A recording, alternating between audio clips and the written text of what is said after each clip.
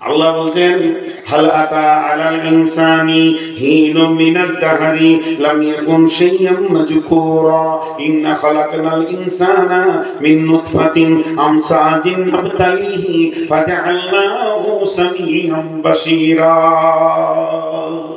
আল্লাহ আজকে এই রাত্রিতে, শুক্রবার দিবাগত রাত্রিতে 9:30 আমি স্টেজে উঠবো এবং রাগাইপুরের ময়দানে একটা প্লাস্টিকের চেয়ারে বসে আপনাদের সামনে বক্তব্য রাখবো। আর বক্তব্যটা যখন শেষ হয়ে যাবে, আমি এখনো জানি না আমি কি খাবো, ওষুধ খাবো না পানি খাবো না মরবো না শরবত খাবো, কিন্তু আমার রব জানে আমি কয়টা দানা পেটে দিব। এটা কখন লেখা হয়েছে, এটা কখন লেখা হয়েছে, এটা কখন লেখা হয়েছে, আমি গুরুত্ব দিচ্ছি হাতগুলো ধরে। একবার তফসিরটা শুনে নে। এই আমার জন্মের 50,000 বছর পূর্বে না, এটা তা নয়। এই পৃথিবীটা সৃষ্টি যেদিন হয়েছে, পৃথিবীটা সৃষ্টি যেদিন হয়েছে, এই পৃথিবী সৃষ্টির 50,000 বছর পূর্বে আমার তকদিরে এটা লেখা হয়েছে। ونعوذ بالله من شرور أنفسنا ونعوذ بالله من شرور أنفسنا ومن سيئات أعمالنا من يهده الله فلا مضل له ومن يضلله فلا هادي له وأشهد أن لا إله إلا الله وحده لا شريك له وأشهد أن محمدا عبده ورسوله الذي أرسله بالحق بشيرا ونذيرا وداعيا إلى الله بإذنه وسراجا منيرا. أما بعد فإن خير الحديث كتاب الله وخير الهدي هدي محمد صلى الله عليه وسلم وشر الأمور محدثاتها وكل محدثة بدعة وكل بدعة ضلالة وكل ضلالة في النار. فقد قال الله تبارك وتعالى في كلامه المجيد وفرقانه الحميد. أعوذ بالله من الشيطان الرجيم. يا أيها الذين آمنوا ما لكم إذا قيل لكم انفروا في سبيل الله اثاقلتم إلى الأرض أرضيتم بالحياة الدنيا من الآخرة فما متاع الحياة الدنيا في الآخرة إلا قليل. إلا تنفروا يعذبكم عذابا أليما ويستبدل قوما غيركم ولا تجروه شيئا والله على كل شيء قدير. إلا تنصروه فقد نصره الله إذ أخرجه الذين كفروا ثاني اثنين إذ هما في الغار إذ يقول لصاحبه لا تحزن إن الله معنا فأنزل الله سكينته عليه وأيده بجنود لم تروها وجعل كلمة الذين كفروا السفلى وكلمة الله هي العليا والله عزيز حكيم. بسم الله الرحمن الرحيم. بل تؤثرون الحياة الدنيا والآخرة خير وأبقى যেদিন তুমি ডাক দেবে মোরে তোমার শীতল কোলে ঘুমায় পড়িব তোমারই বক্ষে সারা দুনিয়ার মায়া ভুলে অগো কবর গাহের মাটি দুনিয়ার সব মায়ার পেছনে তোমারে জেনেছি খাঁটি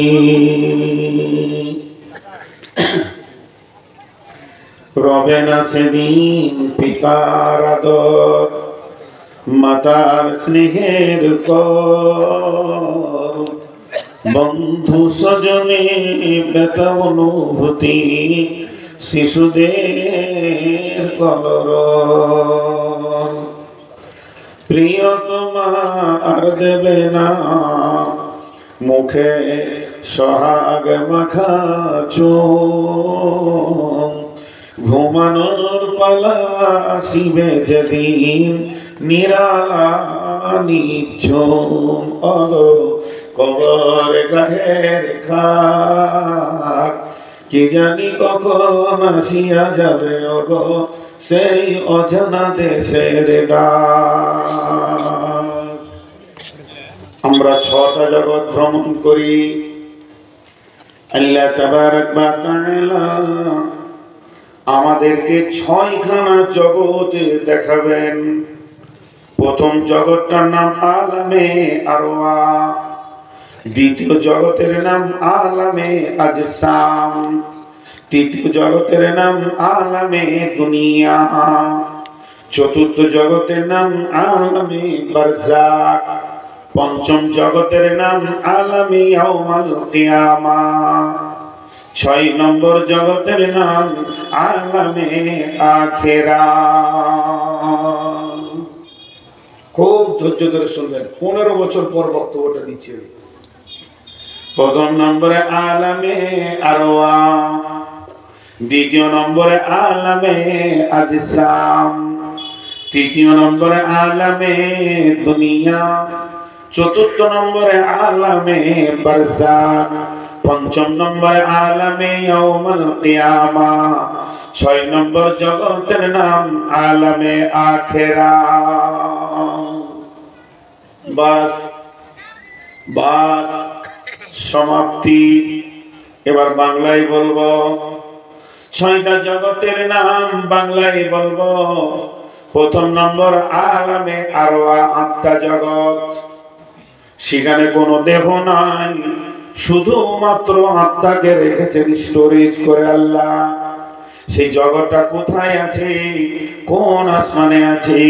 যে কোনো আসমানে নাই, পৃথিবীতেও নাই। ওটা আছে 8টা জান্নাতের ভিতরে। একটা জান্নাতের নাম জান্নাতুল ফেরদাউস। ওই জান্নাতুল ফেরদাউসে একটা বিরাট ময়দান আছে, যে ময়দানে আল্লাহ তাবারক ওয়া তাআলা হযরতে আদমকে নিজের হাতে বানিয়েছিলেন। যখন আদমকে বানানো হলো, আল্লাহ তাবারক ওয়া তাআলা তিনার মুবারক হাতটা আদমের পিঠে রাখলেন, আর তখনই বালুর মতো ঝুরঝুর ঝুরঝুর করে পড়তে শুরু হলো।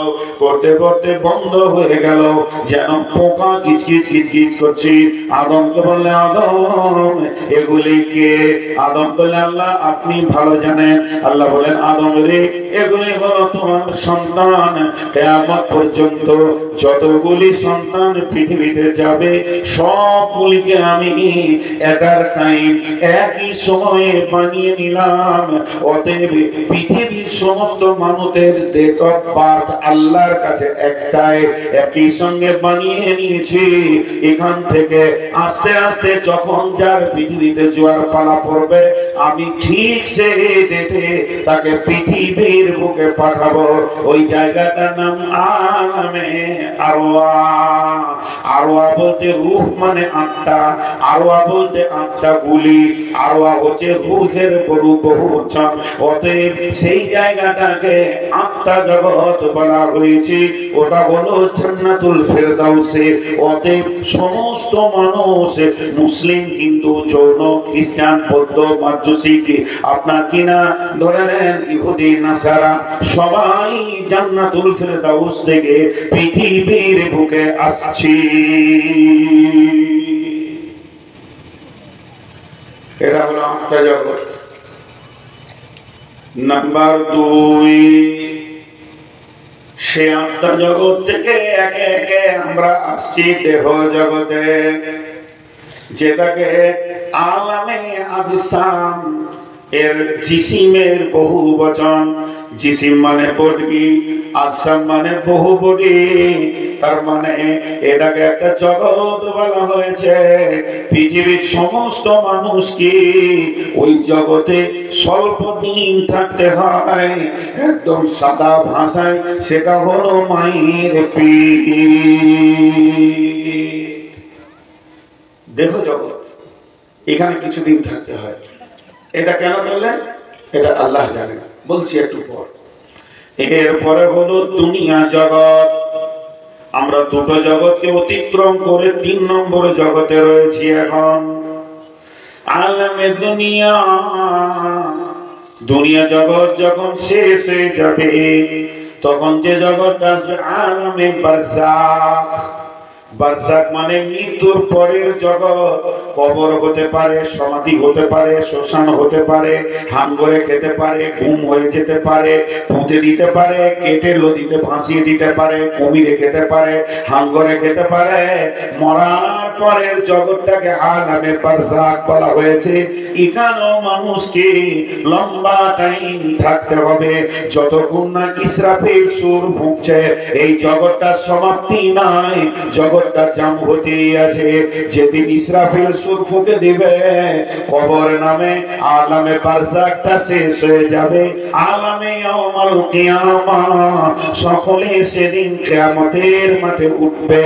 এটা একটা জগৎ। এই জগতের একটা দিনকে বলা হয়েছে কানা মিকদারুহু 50 আলফ সানাতিন, 50,000 বছরে একটা দিন হবে। এই জগৎটা লম্বা ভাবে কাটাতে হবে। কেউ বলেছে 3 দিন হবে কিয়ামত, কেউ বলেছে 7 দিন হবে, কোন কোন মুফাসসিরের মত 1 দিন হবে। তো 1 দিনটাই বেশি আপনার গ্রহণযোগ্য। 50,000 বছরে একটা দিন হবে। কিয়ামত একদিন শেষ হয়ে যাবে। এরপরে 6 নম্বর জগৎ আসবে আলামে আখিরা। আখিরাতের 2টি ভাগ, আম্মা মান তাগা ওয়া আসারাল হায়াতাদ দুনিয়া ফাইনাল জাহিমা হিয়াল মাওয়া ওয়া আম্মা মান খাফা মাকামা রাব্বিহি ওয়া নাহান নাফসা আনিল হাওয়া ফাইনাল জান্নাতা হিয়াল মাওয়া। 6 নম্বর জগতের 2টি ভাগ। 1 নম্বর হলো জান্নাত, 2 নম্বর হলো জাহান্নাম। হয়ে গেল জগৎ 6টা। আবার বলবো, আর 2বার বলবো। আলামে আরওয়াহ, এটা বড় বড় ফিলোসফাররা নাম দিয়েছেন দারুল ইলম। দারুল ইলম মানে হলো মাদ্রাসার ঘর, পাঠশালার ঘর, স্কুল, বিদ্যালয়। ওখানে পৃথিবীর সব থেকে দামি পড়াশোনা হয়েছে। এত দামি পড়াশোনা হয়েছে, পৃথিবীতে যত রকম জাতি আছে সবাই একটা সাবজেক্টকে সেখানে পড়েছে। সেই জন্য সেটাকে দারুল ইলম অর্থাৎ বিদ্যালয় বলা হয়। 2 নম্বরে আলামে আজিসাম, মায়ের পেটকে গ্যারেজ বলা হয়। এখানে দেহ ফিটিং হয়, চোখ কান নাক ইত্যাদি এখানে আল্লাহ ফিটিং করেন, এর জন্য এটা গ্যারেজ বলা হয়। আলামে দুনিয়া যেখানে আমরা বসে আছি এই জায়গাটার নাম দারুল আমাল, এটা কাজের জায়গা। নামাজ পড়ো, রোজা রাখো, হজ করো, যাকাত দাও, মিথ্যা বলো না, সত্য বলো, সুদ খেও না, পর্দায় থাকো, যত আমল এখানেই আছে। এরপরে হলো আলামে বারজাক, মরার পরের জগৎটাকে বলা হয়েছে দারুল ইমতিহান, সেটা হলো পরীক্ষার ঘর। সেখানে কোশ্চেন হবে, কেমন পড়াশোনা হয়েছে পৃথিবীতে, কেমন চলাফেরা হয়েছে, সমস্ত প্রশ্ন উত্তর সেখানে হয়ে যাবে। আলামে ইয়াউমাল কিয়ামা, সেটাকে বলা হয়েছে দারুস সাজাইল উলা, সেই দিনটা সার্টিফিকেট নেওয়ার দিন। সেখানে আপনার আমার পরীক্ষায় কতটা কি পেলাম, রেজাল্ট আউট হওয়ার দিন। আলামে আখিরা, এর নাম হচ্ছে দারুস জাযা, তুমি যেমন আমলনামা পেয়েছো তেমনি ভোগ করার দিন তোমার এসে গেছে। আলামে আরওয়াহ, আত্মা জগৎ, সেখানে কোনো আমল নাই, নেকিও নাই, গুনাহও নাই। আলামে আজসাম, মায়ের পেটে কোনো আমল নাই, নেকিও নাই, গুনাহও নাই। আলামে বারজাক, কবর, সেখানেও কোনো আমল নাই, নেকিও নাই, গুনাহও নাই। আলামে ইয়াউমুল কিয়ামা, কিয়ামতের মাঠে কোনো নামাজ নাই, রোজাও নাই, নেকিও নাই, গুনাহও নাই। আলামে আখিরা, জান্নাতে জাহান্নামে কোনো আমল নাই, কাজ নাই, নেকিও নাই, গুনাহ নাই। 4 বার হলো বলা। নাম্বার 5 আলামে আরওয়াহ, একদিন আদমকে দিয়ে শুরু হয়েছে, একদিন আত্মা শেষ হয়ে যাবে। আলামে আজসাম, মায়ের পেটে একদিন বাচ্চা আসে, একদিন মা ডেলিভারি করে দেয়, সেটাকে আর রাখে না। এত মহব্বতের মা বলে না 9 মাস 10 দিন, 10 মাস 10 দিন হয়েছে, বাচ্চারে তুমি 5 বছর থাকো। ডেলিভারি করার জন্য মা ছটফট করে। তেমনি বন্ধুরে, একদিন মায়ের পেটে আসা শুরু হয়েছিল, একদিন শেষ হয়ে গেল। আলামে দুনিয়া, এখানে নেকি আছে, গুনাহ আছে, আমল আছে, কাজও আছে। একদিন পৃথিবীতে একটা মানুষকে নিয়ে আবার শুরু হয়েছে, একদিন পৃথিবীতে কেউ থাকবে না। ওয়ানুফিকা ফিস-সূরি ফাসরিকা মান ফিস সামাওয়াতি ওয়া মান ফিল আরদি ইল্লা মান শাআল্লাহ। আল্লাহ বলছেন আমার ইসরাফিল সুর ফুঁকে দেবে, বিশ্ব ভূমণ্ডলটাকে চির বানিয়ে দেবে। গরু, ছাগল, হাঁস, মুরগি, পিপিলিকা, ঘর বাড়ি, পাহাড় পর্বত, জঙ্গল, গাছপালা, নদী নালা কিছুই থাকবে না। সূর্য থাকবে না, উঠবে না, ডুববে না, আলো হবে না। পৃথিবীটা চির অবস্থায় 40 বছর পরে থাকবে। সম্মানতিকা ফিহি উখরা, এরপরে যখন দ্বিতীয় সুর ফুঁকবে সবাই কবর থেকে উঠবে। তার মানে পৃথিবী একদিন শুরু হয়েছে, পৃথিবী একদিন শেষ হয়ে যাবে। এরপরে চলেন আলামে বারজাক, কবর একদিন শুরু হয়েছে একজনকে দিয়ে, একদিন কবর শেষ হয়ে যাবে। যখন দ্বিতীয় সুর ফুঁকবে, ওয়াইদাল কুবুর বুসিরাত, সেদিন কবর থেকে সব উঠবে। একটা বাচ্চা, একটা নারী, একটা পুরুষ, একটা পাগল, একটা শিশু, একটা নির্বল, একটা চাষী, একটা মূর্খ, একটা শিক্ষিত কবরের ভিতরে লুকিয়ে থেকে যাবে। সম্ভব হবে না, সবগুলোকে আল্লাহ জমা করবে। তার মানে কবর জগতের শুরু আছে, কবর জগতের শেষও আছে। একদিন কিয়ামত শুরু হবে, একজনকে দিয়ে বিচার শুরু হবে। বিচার চলতে চলতে একদিন বিচারের নিষ্পত্তি হয়ে যাবে, কিয়ামত থাকবে না, তাকেও গুটিয়ে দেওয়া হবে। কিন্তু শুরু হবে আখিরাতের জান্নাত আর জাহান্নামের জিন্দেগি, জান্নাত আর জাহান্নামের জিন্দেগি, জান্নাত আর জাহান্নামের জিন্দেগি। এই জিন্দেগির শুরু আছে, শুরু আছে, শুরু আছে, শেষ নাই। ক্লিয়ার? বহুত লম্বা সফরের কথা বলে দিলাম। এর শুরু আছে কিন্তু শেষ নাই।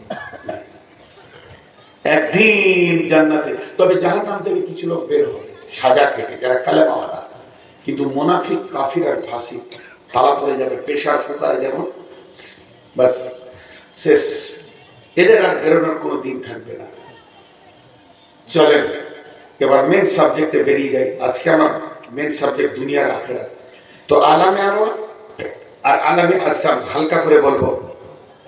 মা বোনেরা কতটা বুঝছে জানি না, তবে বর্তমান জামানার মা বোনেরা মোবাইল চালাইছে, তাহলে বুঝতে পারবে। মাথায় এখন আমাদের ব্রেন ঠিক আছে। আগে এখনকার মেয়েরা প্রত্যন্ত পাড়াগ্রামে লেখাপড়া করছে মাশাআল্লাহ। তো এরপরে আছেন আত্মা জগৎ আল্লাহ বানালেন। একটু আগে বললাম যে আদমের পিঠে হাত রাখলেন, সমস্ত আত্মাগুলো যখন জন্ম নিয়ে নিল, আল্লাহ নিজে মাস্টার হলেন, আল্লাহ নিজে শিক্ষক হলেন, আল্লাহ নিজে মুআল্লিম হলেন, আল্লাহ নিজে মুদারিস হয়ে সমস্ত মানুষকে ছাত্র বানালেন। সেদিন আদম আলাইহিস সালাম ছাত্র, শুধু তাই নয়, আখেরি পয়গম্বর নবী মুহাম্মদুর রাসূলুল্লাহ সাল্লাল্লাহু আলাইহি ওয়াসাল্লাম পর্যন্ত ছাত্র। আর সেদিনের পড়ার সাবজেক্ট কি ছিল? বিজ্ঞান ছিল, সায়েন্স ছিল, আর্টস ছিল, কমার্স ছিল, ল ছিল, জি না। সেই দিনের সাবজেক্টের নাম হচ্ছে, সকলে জোরে বলবো, র। কি? সবাই বলি কি? এর থেকে বড় সাবজেক্ট এই জগতেও নাই, পরের জগতেও নাই, তার আগেও ছিল না। রবের মতো হার্ড কঠিন সাবজেক্ট আর পৃথিবীর বুকে আসেনি। যে রবকে চিনল সে হলো শিক্ষিত, যে রবকে চিনল না তার টাইটেল হচ্ছে জাহেল। তার মতো জাহেল আর পৃথিবীতে নাই। বিশ্বনবী নিজের চাচার নাম দিল আবু জাহেল।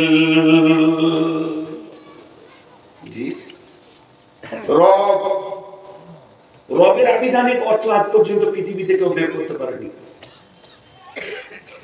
রবের আবিধানিক অর্থ আজ পর্যন্ত একটা শব্দে পৃথিবীর কেউ বের করতে পারেনি। রবের আবিধানিক অর্থ হিন্দিতে, উর্দুতে, ফার্সিতে বলে পাল্লেওয়ালা, ফার্সিতে বলে পারওয়ারদিগার, উর্দুতে, বাংলাতে, হিন্দিতে বলে পাল্লেওয়ালা। জি। আর ইংরেজিতে বলে কেয়ারটেকার। যে যা বলবে বলুক, কিন্তু এর আসল তথ্যবহুল কথা কেউ বের করতে পারেনি। এখন ছোট্ট করে একটা কথা বলি, যেটা দার্শনিকরা বলেছেন, 3 বার বলবো, বাচ্চা শিশুরা মুখস্থ করে না। এইটাতে সামান্য আইডিয়া দেওয়া গেছে। অনস্তিত্ব থেকে অস্তিত্ব দিয়ে আনুপাতিক হারে যিনি আমাদের চাহিদা মেটান তিনি আমাদের রব। অনস্তিত্ব থেকে অস্তিত্ব দিয়ে আনুপাতিক হারে যিনি আমাদের চাহিদা মেটান তিনি আমাদের রব। অনস্তিত্ব থেকে অস্তিত্ব দিয়ে আনুপাতিক হারে যিনি আমাদের চাহিদা মেটান তিনি আমাদের রব। তার মানে রব এমন একটা সাবজেক্ট, রব মানে আপনার সমস্ত চাহিদা যিনি মেটান তিনি আমাদের রব। এই রবের পরিচয়টা পৃথিবীতে পাওয়া অনেক কঠিন। একটা হলো আল্লাহর জাত আর একটা হলো আল্লাহর সিফাত। আল্লাহর জাত আর সিফাত কাকে বলে? একটা আল্লাহর বডি আর একটা আল্লাহর গুণ। এই যে মাথাতে থেকে পা পর্যন্ত কালো জুব্বা পরে মাইকের সামনে হাত পা নাড়ছে, এর নাম হচ্ছে নূর মোহাম্মদ। নূর মোহাম্মদটা হচ্ছে এই বডির জাত। এর সিফাত হচ্ছে এই ড্রাইভার, এই বক্তা, এই পাইলট, এই ডাক্তার, এই মাস্টার, এই ইঞ্জিনিয়ার। এগুলো মানুষের নাম নয়, এগুলো মানুষের কাজের উপাধি। তেমনি আমার আল্লাহর একটাই নাম, নামটা হচ্ছে আল্লাহ। রব কিন্তু আল্লাহর নাম নয়, রব হচ্ছেন আল্লাহ। রব কে না আল্লাহ? আপনাকে যদি কেউ জিজ্ঞেস করে তোমার পালনেওয়ালা কে, তো বলবো আল্লাহ। তো এটা বাংলায় বললাম, তোমাকে খেতে পড়তে কে দেয়? আপনি বলবেন আল্লাহ। আমি এক কথায় বলবো তোমার রব কে? আপনি বলবেন আল্লাহ। এই রব হলেন আল্লাহ, যিনি আমাদের আনুপাতিক হারে চাহিদা মেটান তিনি আমাদের আল্লাহ। এই শিক্ষাটা আল্লাহ নিজে দিয়েছেন এইভাবে, আলাস্তু বিরাব্বিকুম, আমি কি তোমাদের রব নয়? আমরা সকলে বলেছিলাম কলু বালা, কলু বালা। জি, আমি একটা উদাহরণ দিই, এখান থেকে দেহ জগতে যাব।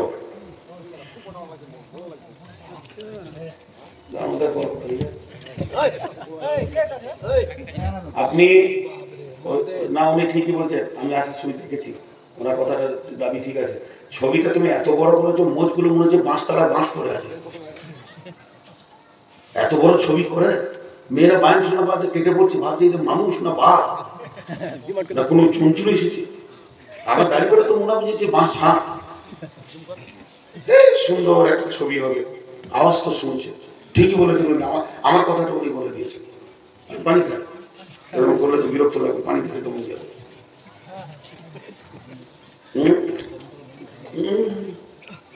ওরা তো জান না, আমি তো মানুষের মাঝে আছি, জান না এখন যাইনি ভাই। গরম পানি আমি জীবনে খাই না। একজন সার্জেন বলছে গলা নষ্ট করবেন তো গরম পানি খান না। শুনেন, বিষয়টা খুব হার্ড। আমি প্রথমে বলেছি আয়াতগুলো যখন ফিট করবো, খালি দেহ জগৎটা বলে নি, তারপরে আয়াতে চলে আসবে, আর বাকি উদাহরণটা বাদ রাখবো। সবগুলো বলতে গেলে তো রব, একটা উদাহরণ দিব। একটা প্লেটে বড় খাঁচা দস্তরখানায় 25টা ফল রেখেছে। কটা বলো? 25 রকম। তা 25 জন লোক 25টা ফল খেলো, এক একজন এক এক রকম খেলো। যে আম খেলো সে জাম খেলো না, যে জাম খেলো সে পেয়ারা খেলো না, যে পেয়ারা খেলো সে মৌসুমী খেলো না। তাহলে 25 জন করকম স্বাদ পেল? 25 রকম। 25 জন 25 রকম আলাদা। কিন্তু 25টা ফলকে মেশিনে ভরে জুস তৈরি করে যদি কেউ এক কাপ খেলো, তার কোন ফলটা বাদ গেল? কথা বলে না, যে জুস খেলো সে সব খেলো। আল্লাহর নাম, আল্লাহর নাম কয়টা বললাম? যারা বলেন একটা। আল্লাহর নাম একটা, আল্লাহর গুণের নাম হচ্ছে 99টা।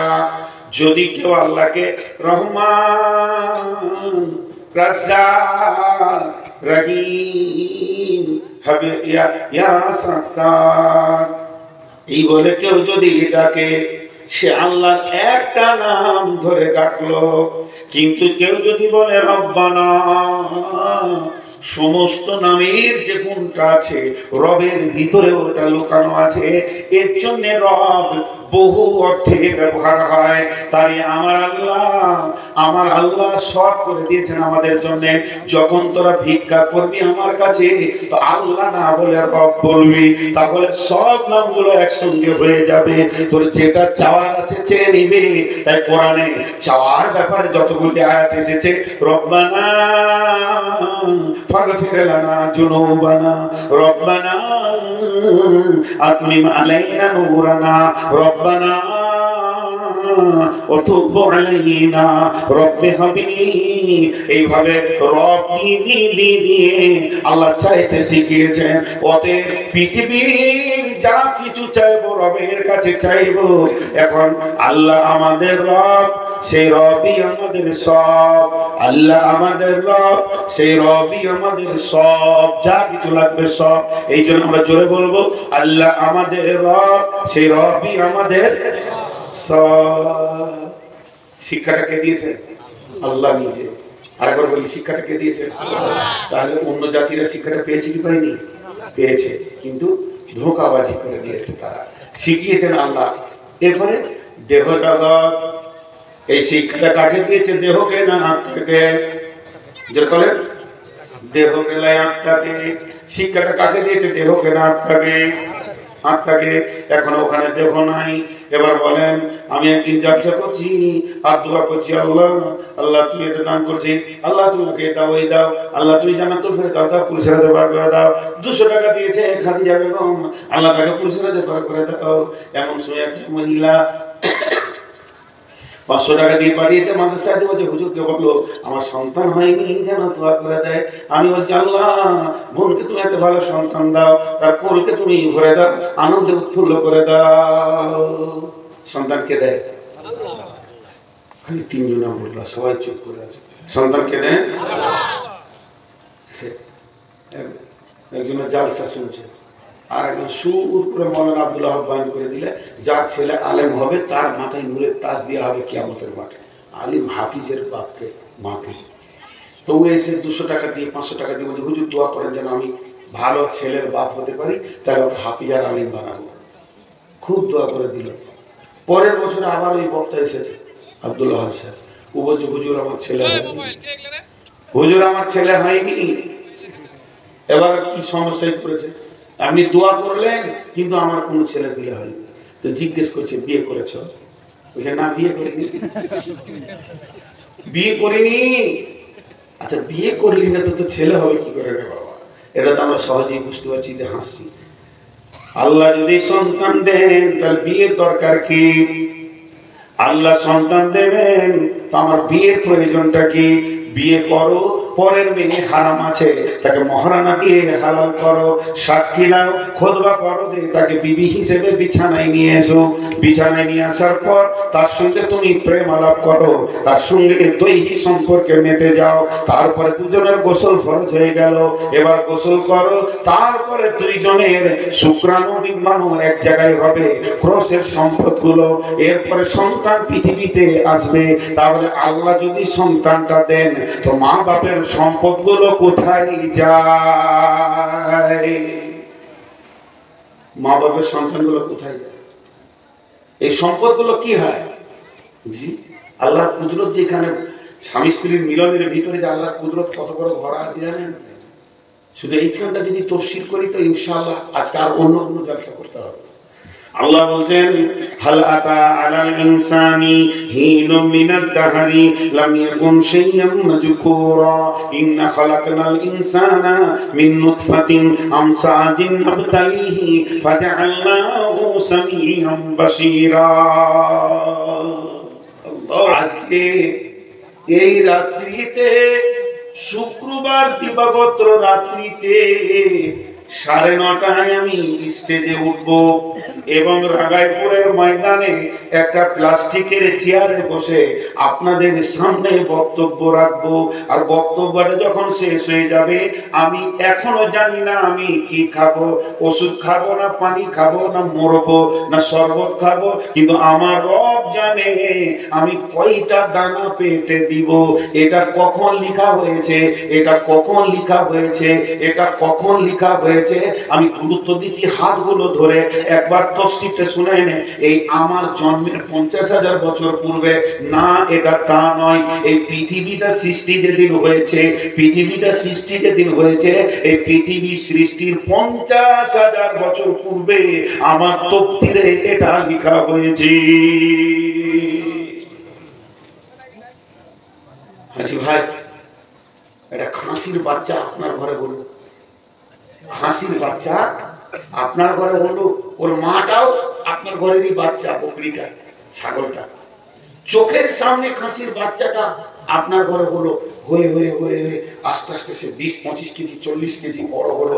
5-6 বছর তাকে আপনি লালন পালন করলেন। আর আমার মেয়ের বিয়ের জন্য ওই পাড়া আপনার বাড়ি, এই পাড়া আমার বাড়ি, খাসিরটাকে দাম করলাম 16,000, 17,000, 20,000 যা হলো টাকা দিয়ে দিলাম। হজরের দামে করে নিয়ে এসে খুঁটিতে বেঁধে রেখেছি। কসাইকে বলছি মাংসটা ভাঙা। আমার মহব্বত বেশি হবে না যার কাছে ছিল এতদিন তার কাছে বেশি হবে? তাহলে আমি যে পৃথিবীতে একজন প্রথম কে জানে? আমি যে পৃথিবীতে একজন প্রথম কে জানে? আমার মা, মায়ের পর আব্বা, তারপর আত্মীয় স্বজন। কথা ঠিক বলছিল? তাহলে নূর মোহাম্মদ পৃথিবীতে আসবে আজকে আমার 51-52 বয়স। তাহলে আজ থেকে যদি 53 বছর মাইনাস করে দেওয়া হয়, তাহলে আমি তখন কে ছিলাম? মায়ের পেটে ছিলাম। আরো যদি 9 মাস মাইনাস করে দেওয়া হয়, আমার মা বুঝে নিয়েছে আমার পেটে কেউ এসেছে। আব্বাকে বলেছে, ও আমার প্রেমিক স্বামী, আল্লাহ তোমাকে আমাকে গিফট করে দিয়েছে, এখন আমার সন্তান সম্ভব আমি পৌঁছে গেছি। তাহলে প্রথমে জানলো মা, তারপরে জানলো আব্বা, এবার আমার দাদা দাদি জেনেছে, আমার চাচা ফুফু জেনেছে, জানতে জানতে মামা মামি নানা নানি খালা ফুফি জেনেছে, পাড়া প্রতিবেশী জেনেছে, প্রাইমারি স্কুলের মাস্টার জানে না, তখনও রাঙ্গাইপুরের লোক জানে না যে নূর মোহাম্মদ বক্তা আসছে, এদেরকে কোনো খবর নাই। আমার পঞ্চায়েত জানে না যে একটা আধার কার্ড লাগবে, একটা রেশন কার্ড লাগবে। ওইখান থেকে যেদিন আমি পৃথিবীতে এলাম সেদিন আমার সাব সেন্টার জানলো একজন পৃথিবীতে এসেছে। আস্তে আস্তে 6 বছর বয়স হলো, প্রাইমারি স্কুল জানলো, একটা নতুন ছাত্র পেলাম, তারপরে হাই স্কুল জানলো, এরপরে মাদ্রাসা জানলো, এরপরে আল জামিয়া জানলো। যেদিন আমাকে মাথায় পাগড়ি বাঁধা হচ্ছে সেদিন সমস্ত লোক দেখছে যে নূর মোহাম্মদ নামে একটা মৌলানা হলো। ধীরে ধীরে ইমামতি আর মাদ্রাসা শিক্ষকতা করতে লাগলাম। এরপরে আল্লাহ বললো ওখানে কি তুই থাকবি, তোর ভিতরে আমি প্রভাব ভরে দিয়েছি, তোর ভিতরে স্টিকিং পাওয়ার দিয়েছি, দোকান থেকে বেরিয়ে জালসার ময়দানে নেমে যা। যখনই নেমে গেলাম রাঙ্গাইপুরের লোক জেনে নিল নূর মোহাম্মদকে নিয়ে মসজিদের জালসা করব। আজকে কাগজে আমার নাম দিল। আমার আল্লাহ এখানে প্রশ্ন করছে, গোলাম রে আজ থেকে 53 বছর আগে তোর মাও তোকে জানতো না। গোলাম রে আজ থেকে 53 বছর আগে তোর মা বাপ তোকে জানতো না, বিশ্ব ভূমণ্ডল জানা তো দূরের কথা। তখন কে জানতেন, কে জানতেন? আমি রব তোকে জানতাম, কারণ পৃথিবী সৃষ্টি 50,000 বছর পূর্বে তোর তকদিরকে আমি লিখেছি। তাহলে আজকে যে এখানে খাবি এই পর্যন্ত তোর কক্ষপথটা আমাকে তৈরি করতে হয়েছে। কোন দিকে ঘুরে মুলবি হয়ে কোন দিকে জালসা করে আসবি, এটা আমি আল্লাহ একাই কন্ট্রোল করি। আমার বিয়ে নাই, আমার অ্যাসিস্ট্যান্ট কেউ নাই, আমার কেউ নাই, আমি কত বড় ক্ষমতাবান। তাই আমার আল্লাহ বলছেন এবার আর একটা কথা শোন, সাজদায় পড়ে যাবি, এখনই রব বলে দেখতে শুরু করবি আমি কত বড় রব। একটা পুরুষ একবার বিবির সঙ্গে মিলবে, একটা পুরুষ একবার বিবির সঙ্গে মিলবে, একটা পুরুষ একবার বিবির সঙ্গে মিলবে তো 40 কোটি পোকাকে স্খলন দেবে। কেউ বলেছে 60 কোটি, বিজ্ঞানীরা বলছেন একটা পুরুষ একবারে ভালো তাগড়া জোয়ান যদি হয় তো 60 কোটি পোকাকে তার স্ত্রীর কাছে পৌঁছিয়ে দেয়। এবার 60 কোটির ভিতরে আমি 40 ধরলাম, আর 60ই ধরেন চাই 50 ধরেন, এতগুলি পোকা একবারে বের হয়। এক মিলনে তো বাচ্চা হয় না, বারবার মিলন হয়। আমি মেনে নিলাম এক মিলনই যদি বাচ্চাটা হয়, আমি যে মিলনে আমার মা বাপের ক্রসে আমি পৃথিবীতে এসেছি সেই দিনের মিলনে আমার সঙ্গে 49 কোটি 49 লক্ষ 49 কোটি 99 লক্ষ 99,999টা পোকা আমার সঙ্গে এসেছিল। তার ভিতরে আমার আল্লাহ আমাকে মায়ের শুক্রাণুর সঙ্গে দিয়ে দিল, বাকিগুলো গোসলের পানিতে, পেশাবখানায় আর উজুর জায়গাতে ভেসে চলে গিয়ে মরে গেল। তাদের আধার কার্ড হলো না, তাদের পাসপোর্ট হলো না, তারা পড়াশোনা করলো না, তারা পৃথিবীর আলো দেখলো না। তা আমার রব বলছে এতগুলির ভিতরে তোকে আমি মানব জীবন দিলাম, তোকে কি একবার শুকরিয়া করতে মন যায় না? তাই আমার আল্লাহ বলেছেন ইম্মা শাকিরা ওয়া ইম্মা কাফুরা, মন যাইতে শুকরিয়া করবি, না মন যায় আল্লাহ নাই বলে দিবি। কত তত্ত্ব কথা আছে কোরআনের ভিতরে। আল্লাহ বলছে যে তোর তকদিরকে আমি লিখেছি। তাহলে মা বাপের সম্পদটা কোথা যায়? খালি ওইটাতে ঘুরে আছে। একটা উদাহরণ দিব, রাঙ্গাইপুরে কোন লোক 18 চাকা ট্রাক নেবে, স্টেট ব্যাংকে দরখাস্ত দিয়েছে আমাকে ট্রাক দেওয়া হোক লোন নিয়ে। কোম্পানি টাকা তুলে নিয়ে 17 দিন টাইম নিয়েছে তোমার ট্রাক এনে দিব। 16 দিনের মাথায় আপনাকে ফোন করছে, ভাই আপনার ট্রাক নিয়ে যান। খুশি, জুমার দিন ছিল, বলছে আমি বৈকালে আসছি, আজকে শুক্রবার তো। একটা ড্রাইভারকে বললো শফি জুমার নামাজ পড়ে যাবি তো ভাই, একবার মালদা থেকে ট্রাক টানতে হবে। সে ঠিক আছে, জুমার নামাজ পড়ে 5 কেজি দানাদার মিষ্টি নিয়ে এসে বলছে ভাই সব খান, দোয়া করবে যেন আমার বিজনেসটা ভালো হয়। ট্রাকের ব্যবসা করবে। ইমাম সাহেব বয়স্ক মানুষ, হুঁশ টুস রাখে না, কারণ আগেকার লোক একটু সাদা সিধে মতো হয়ে চলছে। ও বলে দিলে ভাই গাড়িটা যখন গ্রামে আনলে তো দেখবো তো আমরা, তো মোটামুটি 1 ট্রাক বালু নিয়ে আসি। তো আপনারা বলেন ট্রাকে বালু আসবে? ট্রাকে বালু আসবে? আচ্ছা এতগুলো লোক হ্যাঁ না বলে না, কি ট্রাকে বালু আসবে? আসবে না, কারণ ব্যাংক যে ট্রাকটা দেবে কি দেবে? চেচিসার ইঞ্জিন, বডি নাই, চেচিসার ইঞ্জিন দেবে। কথা ঠিক বলেছি না? এবার ওইটাকে নিয়ে যে ভালো একটা গ্যারেজে লাগাতে হবে। গ্যারেজ মিস্ত্রি এসে আপনাকে বইয়ের ছবি দেখাবে কোন বডিটা নিলাম, এটা 2 লাখ, এটা 2.5 লাখ, এটা 1.5 লাখ, এটা 80,000। আপনার যেটা পছন্দ হলো ঠিক মেরে দিলেন। ও বলবে ভাই 2 মাস লাগবে, যাও তুমি বাড়ি। এরপরে ওই বডিটা পুরো চেঁচিসে যখন চেপে যাবে, কেবিন রেডি করে এসি লাগিয়ে, এবার বালু আসবে না, তো গাড়িটাকে বাড়িতে নিয়ে এসে একদিন এখানে ডলিতে রেখেছেন। গাড়ির লোক দেখছে কারে, বলে অমুকে। ভালো ট্রাক। তো ওনাকে জিজ্ঞেস করছি ট্রাকটা কোথা থেকে পেলে, কোন দিক থেকে নিলে? তো বলছি স্টেট ব্যাংক দিয়েছে। খুব ভালো করে কথা বলেন আমার সঙ্গে। ওনাকে জিজ্ঞেস করছে কোন ব্যাংক থেকে নিলে, তো কোন ব্যাংক থেকে বলছে? তো গায়ের লোক যা দেখছে ওটা কি স্টেট ব্যাংকের মাল দেখছে? ও তো ভিতরে ঢুকে গেল। যেটা ব্যাংকে দিয়েছে সেটা দেখতে পেয়েছে না, গ্যারেজেটা দেখছে। তারপরও গ্যারেজের নাম করবে, যদি স্টেট ব্যাংক থেকে পেয়েছে গ্যারেজের নাম নিবে না। কেন? ওই গাড়ির ফাইন্যান্স, ওই গাড়ির ইন্স্যুরেন্স, ওই গাড়ির রুট ট্যাক্স সব স্টেট ব্যাংকের সঙ্গে ওর সম্পর্ক, এর জন্য ওর নাম করবে। কাগজ পাতি ওই গাড়ির। ভাইরা আমার, এবার শোনেন, মায়ের পেটটা হলো গ্যারেজ। এখানে স্বামী স্ত্রীর ক্রসে যে মালগুলো জমা হয় তার থেকে বডিটা হয়। বডির সমস্ত কিছু পেয়ার পার্সিং, মাথার চুল থেকে, চোখ থেকে, হাত পা আঙ্গুল আর গোটা বডি, এমনকি পায়ের নখ পর্যন্ত সমস্ত মা বাপের ক্রসের মালটাতে তৈরি হয়। কিন্তু এর ভিতরে যে ইঞ্জিন, যেটা হলো স্পন্দন, যেটা হলো আত্মা, আত্মাটা আসে আলামে আরওয়াহ থেকে। আত্মাকে বলে আল্লাহ, তুমি নাগাইপুর চলে যাও, হাবিবা নামে একটা মেয়ে আছে, তার পেটে এই মাত্র একটা বাচ্চা জন্ম নিয়েছে। সে বাচ্চাটার বয়স 119 দিন হয়ে গেছে। যেদিন 20 দিন হয়ে যাবে বাচ্চাটার পূর্ণাঙ্গ রূপ চলে আসবে। আর 120 দিনের মাথায় আল্লাহ তাবারক ওয়া তাআলা ফেরেশতার মাধ্যম দিয়ে পাঠিয়ে দেন একটা আত্মাকে।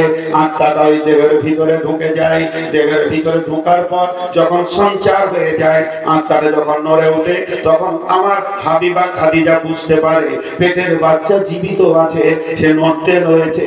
তার কারণ হচ্ছে আত্মার সঞ্চার হয়ে গেলে বাচ্চাটা নড়তে শুরু করবে। তাহলে আত্মা প্রথম এসে দেখলো মাটির পুতুল, মৃত পুতুল, জীবিত নয়। আত্মা ঢুকে গেল, সঞ্চার হয়ে গেল। এবার 9 মাস 10 দিনে পূর্ণাঙ্গ নিয়ে আত্মা আর বডি একই সঙ্গে পৃথিবীতে বের হয়ে আসে। এর ভিতরে 2 in 1, একটা হলো আত্মা আর একটা হলো দেহ। আপনারা যেগুলো দেখছেন এটা আমার মা বাপের প্রাণের দেহ, কিন্তু আমার ভিতরে যে শক্তি কথা বলছে আত্মা, এটা আমার রব আলামে আরওয়াহ থেকে পাঠিয়েছেন। একদিন আমি এসে দেহকে মৃত পেয়েছিলাম, আর একদিন বিছানায় মৃত রেখে আবার আত্মা আল্লাহর কাছে চলে যাবি। বুঝাতে পারলাম? এবার আয়াতটা পড়ুন।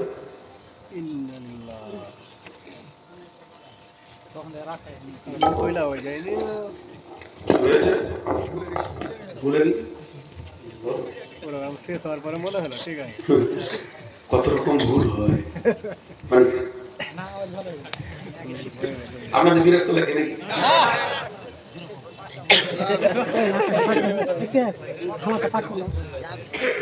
এবার আরেকটা লিখছি, দেখেন।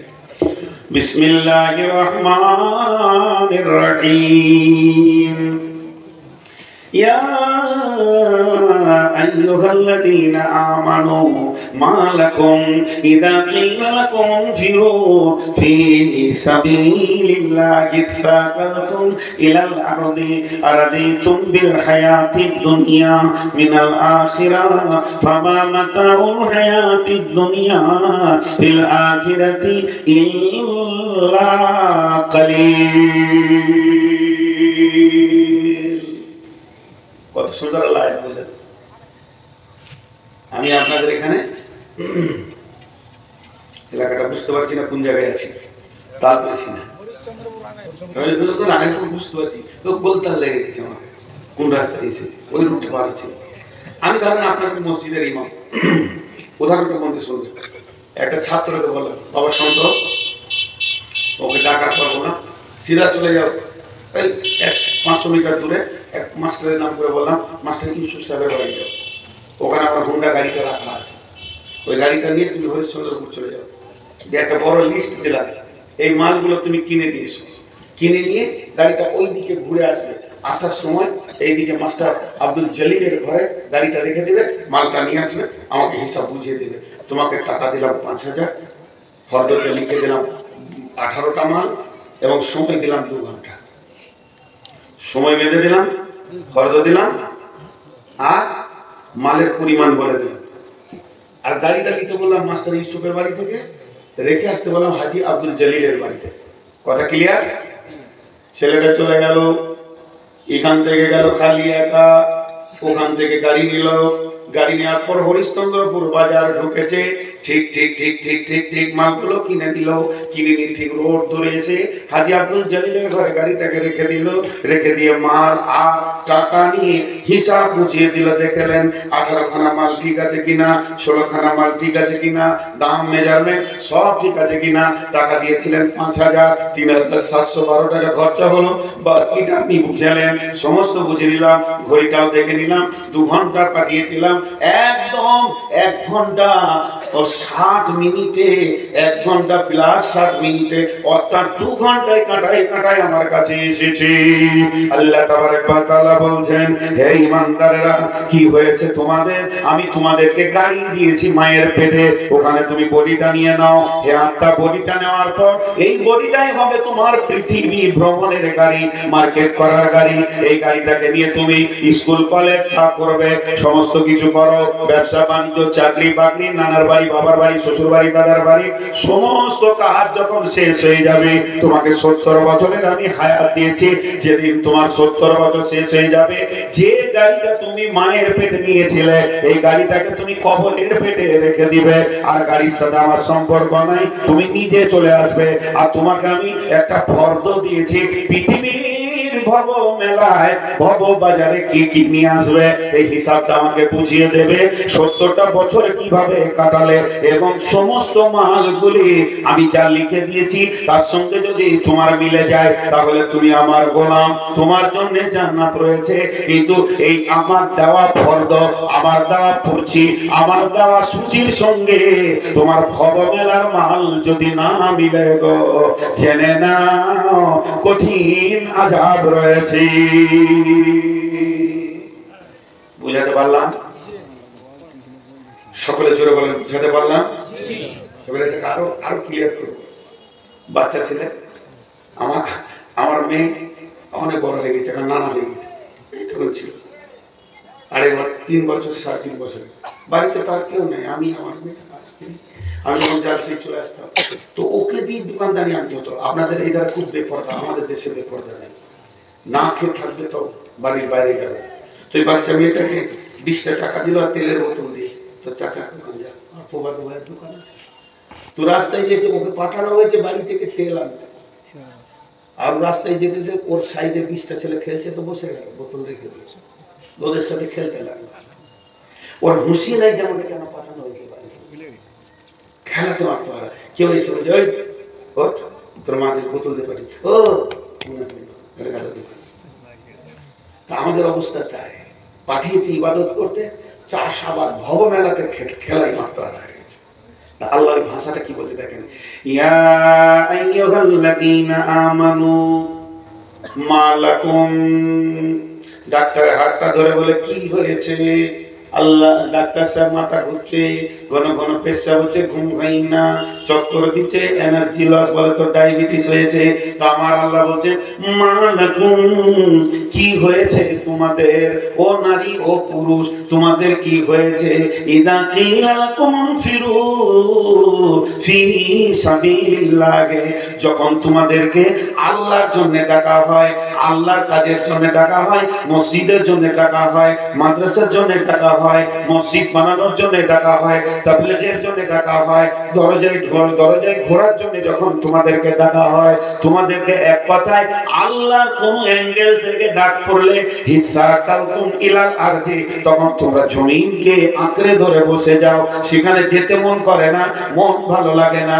আল্লাহ জিজ্ঞাসা দিয়ে বলছেন আরাজি তুম বিল হায়াতিদ দুনিয়া, তোমরা কি রাজি হয়ে গেছো এই হায়াতে জিন্দেগিটাকে নিয়ে? মিনাল আখিরা, আখিরাতের তুলনায় আখিরাতকে তুচ্ছ মনে করে নিয়ে দুনিয়াটাকে নিয়ে কি রাজি হয়ে গেছো? আমার আল্লাহ বলছেন ফামা মাতাউল হায়াতিদ দুনিয়া, ফামা মাতাউল হায়াতিদ দুনিয়া ফিল আখিরাতি ইল্লা কালিল। সবাই জোরে বলবেন কালিল। আমি যখন বলবো তখন বলবেন ফামা মাতাউল হায়াতিদ দুনিয়া ফিল আখিরাতি, ফামা মাতাউল হায়াতিদ দুনিয়া ফিল আখিরাতি ইল্লা কালিল। এর মানে কি বলতে জানেন? আপনারা মধ্যে বের করলেন পৃথিবীর যত সম্পদ আছে, জমি জায়গা, ঘর বাড়ি, পুকুর বাগান, গাছপালা, সোনা দানা, টাকা পয়সা, রিং বাঁধ, ডলার পাউন্ড, আপনার কি না রিয়াল, পৃথিবীর যত হিরে মণি মাণিক্য আছে, যদি একটা দাঁড়ির পাল্লায় চাপিয়ে দেওয়া হয়, আর জান্নাতে যদি একটা কোড়ার আকার জায়গাটা দিয়ে দেওয়া হয়, তো এই পৃথিবীর তুলনায় আখেরাতের তুলনায় পৃথিবীটা সামান্য কিঞ্চি। এইটাকে নিয়ে তোর আত্মহারা হয়ে গেছে।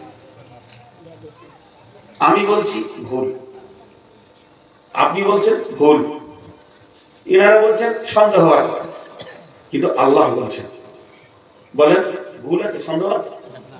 আল্লাহ বলছেন ভুল আছে সন্দেহ আছে। এখন এবার হিসাব করি, হিসাবে বসে যায় সবাই মিলে। এইটাকে কেন কালিল বলছে?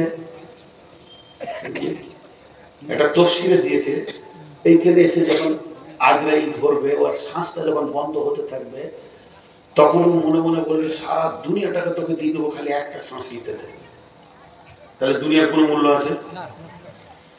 এবার শেখ সাদি কি বলছে দেখেন, জাহা আয় বেরাদার নুমানাত বাকার দিলান্দার জাফারি বন্দোবাস মাকুন্তাকে এবার উমরিকে দুনিয়া পোস্ট কে বেসিয়ার কাছে চেতু পারওয়ারদা পোস্ট চুয়াঙ্গে রাফতান কোনা জানে পার চেবার তাকতে মুরদানে চেবার রুয়ে খা।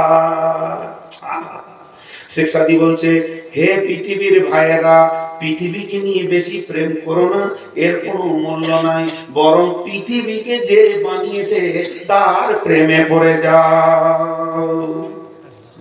একটা সুন্দর যুবতী মেয়ে রাস্তায় গেছে, তো একটা যুবকের দরকার আছে, তারও বিয়ে হবে এর দরকার, কিন্তু যদি ওই মেয়েটাকে ঝাঁপ দিয়ে ধরে নিয়ে বুক পাড়া দিয়ে পড়ে যায়, তাহলে কপালে লাত জুড়বে, জুতা জুড়বে, এত পিটানি দেবে, চামড়া থাকবে না, সাইজ করে দেবে, চেহারা চেঞ্জ করে দেবে। কিন্তু ছেলেটা চালাক নয়, চালাক যদি হয়, শেখ সাদি বলছে মেয়েটা যদি তোকে ভালো লাগে, মেয়ের বাপের বুক পাড়া দিয়ে পড়ে যা, ওর বাপকে গালে ধরে জড়িয়ে পড়ে যা, তোকে কেউ লাভ দিবে না। মেয়ের বাপের গালে চুন খা, মেয়ের বাপকে যদি আপন করে নিস, ওই মেয়েটা তো কম্বলের তলাতে ঢুকবে, বালিশের নিচে আসবে। আর যারা তোকে মারছিল ওর ভাইরা, ওদেরকে তুই শালা বলে ডাকবি, তাতেও রাগ করবে না। অতএব প্রচেষ্টা ভুল হচ্ছে, মেয়েটাকে ধরবি তো লাভ খাবি, আর মেয়ের বাপকে ধরবি তো বউ পাবি। তো শেখ সাদি বলছে দুনিয়াটা যদি তোকে ভালো লাগে, তোকে ল্যাপটে ধরতে যাস না, ফেরেশতারা মেরে চামড়া তুলে দেবে। যদি দুনিয়া ভালো লাগে তো আল্লাহকে সাজদাই করে ল্যাপটে ধর, দুনিয়াটা তোর পায়ের জুতা বানিয়ে দেবে। শেখ সাদি কথাটা কত সুন্দর। আর কি বলতে দেখেন, কেবল जहां बिरादार मानत बकर दिलंदार जहां फरी बंदोबस्त मकुंता के एबर उम्र के दुनिया पोस के बेसियर का से तू परवर दकुस। কত সুন্দর কথা বলছে। এই পাগলা তো এই জমিনের উপরটা আর আসমানের নিচেটাকে ভরসা করিস না, বাঁকা বেঈমানি। ই পাকা বেঈমান কেন বলেন তো? কোন একটা রান্ডি মেয়ে বেশ্যা মেয়ে, ওর কাছে আমার দাদু গেছিল, 200 টাকার বিনিময়ে দাদুকে খুব চুমাচাটি করেছে। এরপরে যদি আমার বাপ যায় তো বলবে না তোর মা হয়ে গেছে তুই আসিস না, আমার বাপকেও 200 টাকার বিনিময়ে আনন্দ দেবে। তারপরে যদি আমি যাই তো বলবে না তোর দাদি হয়েছে এবার মা হয়ে গেছি, খবরদার আসিস না। ও টাকা ছাড়া কিছু বুঝে না, এই দুনিয়ার স্বাদটা টাকা ছাড়া কিছু নয়। যে ঘরটাতে তুই পাগল, ওই ঘরটাতে তোর বাপ পাগল ছিল, তোর দাদু পাগল ছিল।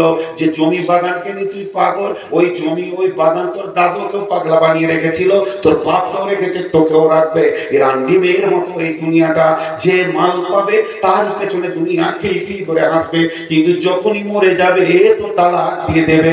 এর সঙ্গে খবরদার প্রেম করবি না, প্রেম করবি তো ওর সঙ্গে কর যে দুনিয়া বানিয়েছে। সব কথাগুলো কত দামি থাকে। সকালবেলায় উঠে গরম পানিতে গোসল করছে আর কি আর সাবান মারছে করে ময়লা তুলছে করে। আমি এক ইমাম সাহেবকে দেখেছি খালি 48 মিনিট খালি গোসলই করলো, খালি তখন আমি মাদ্রাসার শিক্ষক ছিলাম, মসজিদে বসে আছি, দাঁত করে লুঙ্গি ধরে হাজি যদি 48 মিনিট গোসল করে তাহলে আর দুনিয়া করবে, এছাড়া অঙ্ক হিসাবে দিলে না। তো এই অবস্থা দুনিয়াতে। আগে কি এক সাবান দিয়ে গোসল করে নিলাম গরম পানি দিয়ে, তারপর আয়রন করা কাপড় পরছে, আয়রন ছাড়া কাপড় পরতে পারে না, কি সমাস্তান। তারপরে এমনি করে বডি স্প্রে মারছে ফিস ফিস ফিস ফিস করে। শেখ সাদি বলছে আর কি লাগাবি পর, দাড়িতে মাথাতে আঁচড়, তারপরে চিরুনি। 28 বার খালি আয়না দেখছে, মনে হচ্ছে যেন পরের ভিডিওর দিকে তাকিয়ে আছে। আর 40 বার পুরো আয়না দেখছে, মনে হচ্ছে যেন বেটা ছেলেরা পাগলা হয়ে গেছে।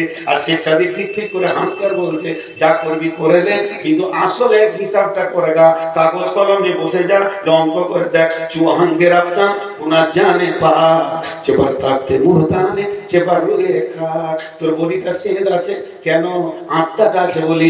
আত্মাটা যদি আল্লাহ একবার খুশ করে টেনে নেয়, আতরের চেম্বারেও ডুবিয়ে দিলে কাঁঠাল পচা হয়ে পচিবি রে। এত গন্ধ হবে। যে বিবি রাত্রি 12টায় গালে চুমা দিয়েছে, 1টার সময় মরে যা, 1:30টার সময় বিবি আর তোর ঠোঁটে ঠোঁট লাগাবে না, ঘৃণা করবে। আর ছেলে তোকে আর গলা ধরে ধরবে না। অতএব শেখ সাদি বলছে আত্মাটার প্রতি মেহনত কর। আত্মা যদি তোর খোশ মিজাজের হয়ে যায়, সেন্ট তোর গায়ে লাগবে না, আল্লাহর তরফ থেকে তুই সেন্ট লাগাবি। চুয়াঙ্গের আত্মা কোনা জানে পা চেবার থাকতে মুরদানে চেবার রুয়ে খা। জি এবার ছেড়ে দিই।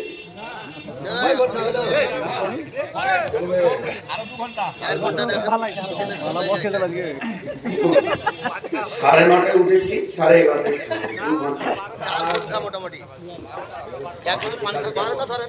পাবলিক বসে আছে বলে 498 সুগার নিয়ে উঠেছি। এই পানিগুলো কেন খেয়েছি? সুগারের জিভটা আটকে গেছে আমার সুগারের রেকর্ডটা গাড়িতে আছে, দেখাবো। 488 সুগার। আল্লাহ তো এই সাবজেক্টটা একটু ধৈর্য ধরে। 2 ঘন্টার মধ্যে এবছর 1.5 ঘন্টা করে চালাচ্ছি। 2 ঘন্টার মধ্যে কোথাও বাইরে করি না, পারবো না। আমি মানুষ, আমার অবস্থা খুব খারাপ, খুব শোচনীয়। আগের চেহারা এখনকার চেহারা দেখছে তো। আচ্ছা চলে সেই কথা বাদ দিই। এরপরে শেখ সাদিক তো কথাটা গেল। এবার একজন দার্শনিক কি বলছে, পৃথিবীর মূল্য কেমন দেখ। আমার দিকে তাকাবেন তো বুঝতে পারবেন, মা বোনেরাও তাকাবেন। এটা একটা গাছ, এই গাছের একটা ডাল, এই ডালে একটা লোক ঝুলছে। আর যে ঝুলছে ওর পায়ের কাছে একটা ক্ষুধার্ত বাঘ খালি হাও হাও করছে, বুঝে? এটা একটা গাছ, গাছের একটা ডাল, এই ডালে একটা লোক ঝুলছে, আর ওর পায়ের কাছে একটা ক্ষুধার্ত বাঘ হাও হাও করে চিৎকার মারছে। আয়ের কপালে বাঘের থেকে বেশি ভয় যে ডালটা ধরে ঝুলছে, ওই ডালটা আবার দুটো ইঁদুরে কাটছে, কটকট কটকট। ওই লোকটাকে যদি বলা হয় যে ফেসবুক দেখবি, নাচন কুদন দেখতে চাবেও, গরম চা লাগবে, মানবেও, ওর মনে শান্তি আছে? জোরে বলেন, মনে শান্তি আছে? বন্ধুরা আমার, দার্শনিক বলছে এটা মারিফুল কোরআনে পাবেন তাফসীরটা। একজন বড় মুফাসসির বলছে, শুনে নাও, আমরা প্রত্যেকে আয়ু নামে গাছে চেপে আছি। এখানে যতগুলি লোক আমরা যে গাছে চেপে আছি তার নাম হচ্ছে আয়ু, আর বয়সের ডাল ধরে ঝুলছি। আর আজরাইল খোদা তো পায়ের কাছে রয়েছে, আর আমার বয়সটাকে দুটি ইঁদুরের কাছে, সাদা ইঁদুর বলতে দিন আর কালো ইঁদুর বলতে রাত। দিন আর রাত কট কট কট কট কট কট করে কেটে দিছে। হতভাগা রে, কেমন করে তুমি গানের আড্ডাতে বসে থাকো, কেমন করে তুমি নামাজ ছেড়ে দাও। একজন খ্রিস্টান দার্শনিক বলেছে, তোমাকে যেদিন জন্ম দিয়েছে সেই দিন তোমার কাছে একটা আড়ি দিয়েছে, করত, বুঝেন কি বলেন? সে বয়স কাটছে, আছে না?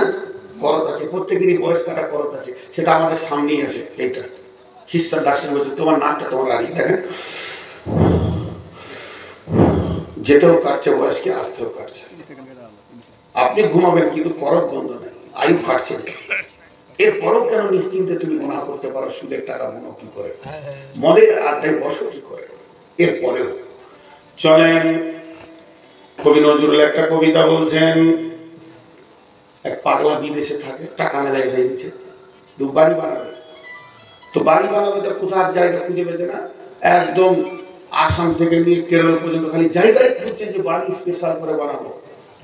গিয়ে ফারাক্কা নদীটা গ্রীষ্মে শুকিয়ে গিয়েছে, আর বালুর চরটা দেখে নিয়েছে, ওইখানে বাড়ি বানাচ্ছে। বুঝতে পেরেছেন কিরম জায়গায় বানাচ্ছে? বালুর চর, ভালো জায়গা। ছেলেটির নাম সেলিম। তোকে একজন বলছে, সেলিম জায়গাটা তোর বাবার টাকা। ওর মুখ সিল হয়ে গেল। ইঞ্জিনিয়ার তো বলছে, এদিকে মাপো, এদিকে বাড়ি হবে, এখানে গ্যারেজ হবে, এখানে এই হবে, এখানে ডাইনিং রুম হবে। ইঞ্জিনিয়ার বলছে, স্যার জায়গাটা বলছে তোর বাপের টাকা। এক কথা তো সব মুখ সিল হয়ে গেল। এবার বাড়ি ওখানে করবি নদীর নামে। কবি নদীর কথা বেশি কথা বলি না, একটা কবিতা শুনিয়ে দাও। নদীর একুল ভাগে অকুল ঘরে, এই তো নদীর খেলা রে ভাই, এই তো বিধির খেলা। সকাল বেলায় আমি রে ভাই ফকির, সন্ধ্যা বেলা মনরে সেই নদীর মাঝে কোন ভরসায় বাঁধলি বাসা সুখের আশায়। যখন ধরলো ভাঙন পেলি না তুই পারে যাবার ভেলা, এই তো নদীর খেলা রে ভাই, এই তো বিধির খেলা। সকাল বেলায় আমি রে ভাই ফকির, সন্ধ্যা বেলা দেহ ভেঙে হয় যে মাটি,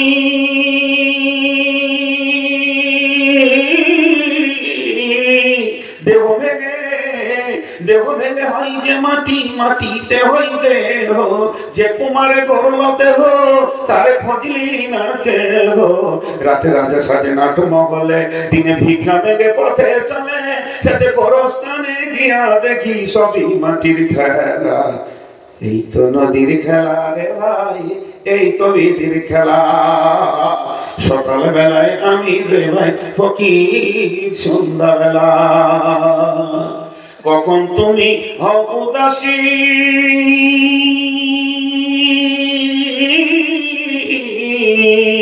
সাহার বেশে আবার দেখি হয়ে দিক লইয়া কাফন ভেসে। ভাঙা তারার পৃথিবীতে জুয়াশা খেলা রে ভাই, জোয়ার ভাটার খেলা। এই তো নদীর খেলা রে ভাই, এই তো বিধির খেলা। সকাল বেলায় আমি রে ভাই ফকির, সন্ধ্যা বেলা। এর নাম দুনিয়া, এর নাম যারা বলেন এর নাম।